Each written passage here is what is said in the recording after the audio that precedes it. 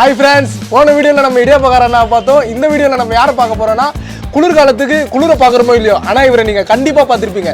வேறு யாரும் இல்லை, நம்ம வடக்கு நண்பர் தான். பெட்ஷீட் எடுக்க வந்திருக்காரு. பையா, ஒரு பெட்ஷீட் எவ்வளோ? ஒரு பெட்ஷீட் 1000 ரூபாய் பையா. 1000 ரூபாவா? என்ன நான் தமிழில் பேசுகிறேன் பையா. தமிழ்நாட்டில் 15 வருஷமா பிஸ்னஸ் பண்ணுது. தமிழ் மட்டும் இல்லை, கன்னடா எல்லாமே எனக்கு தெரியுது. நான் வேணா கேட்சப் டைலாக் பேசுவா? இல்லை வேணாம். எனக்கு ஒரே ஒரு டவுட் தான். நீங்கள் ஒரு பெட்ஷீட்டை 1000 ரூபான்றீங்க. எங்கள் அம்மா அதை அசால்ட்டா 200 300 வாங்கி போயினுக்கிறாங்க. நீங்களும் பேசாமல் அமைதியாக இருக்கிறீங்க. உங்களுக்கு எப்படி கட்டுப்படி ஆகுது? பையா, இதனாலே டெல்லியிலே நாங்கள் ஹோல்சேலுக்கு 50 ரூபாய் தான் வாங்குது.